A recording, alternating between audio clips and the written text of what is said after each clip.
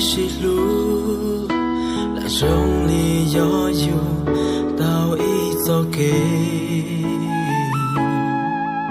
chỉ cú yua ti cho ca mù pi đua chia ô bên cháu kê đua ý sao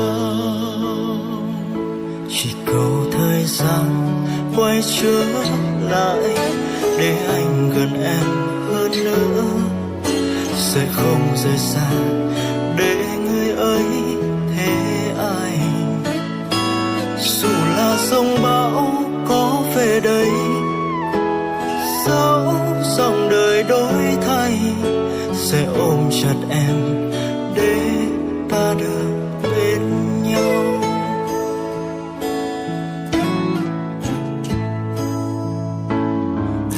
Tê lâu hay tia ta chẳng chỉ có tòn đê giờ kê uốn nè kẻ trong tu đi đào ta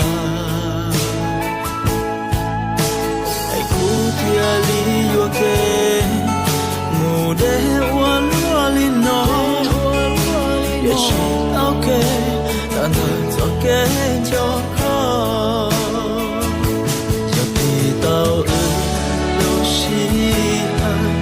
cho mù đùa của áo đi chạy cu yêu chi cho con mẫu trao lúa ta tia yuan lúa mau đi xa chúa là thiệp bệnh có thâu chúa ua có tao có lon tròn cùng nhau. Và tiền nắng thì không có vệt đêm mà êm đềm sẽ không tồn tại mãi. Tình yêu anh là trái tim khở dại vô tư bất chấp không lo nghĩ chuyện tương lai. Khi cuốn sách hôm qua em đặt xuống cũng chỉ là nhật ký ngày hôm trước. Tình yêu đó em lại lùng xóa đi cũng chỉ vì anh đã nói hai tự chia ly. Rồi anh sẽ giữ những kỷ niệm của đôi ta. Anh sẽ phải nhắc mình rồi mọi chuyện cũng sẽ qua. 4 năm chia xa đâu sẽ xóa đi tất cả. Nhưng tình yêu trong anh bây giờ chỉ là nỗi nhớ phía xa. Giờ như ta chưa một lần quen nhau. Để rồi ta gặp nhau rồi vội vàng quên mau. Giờ như anh cũng chỉ là thoảng qua dù biết ta đã lạc nhau giữa một bể mà. Lu si ha cho mù đua ý trong gì trái cu yo chi cho con mù trao lúa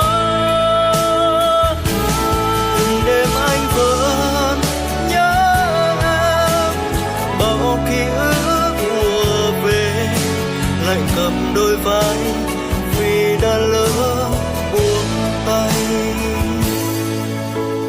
Yo cho kén cho có yo ua i tum mo yo khu lu xia mu i si lấy mua có lòng bé lòng khơi chế chia đã hôn đua xia san nu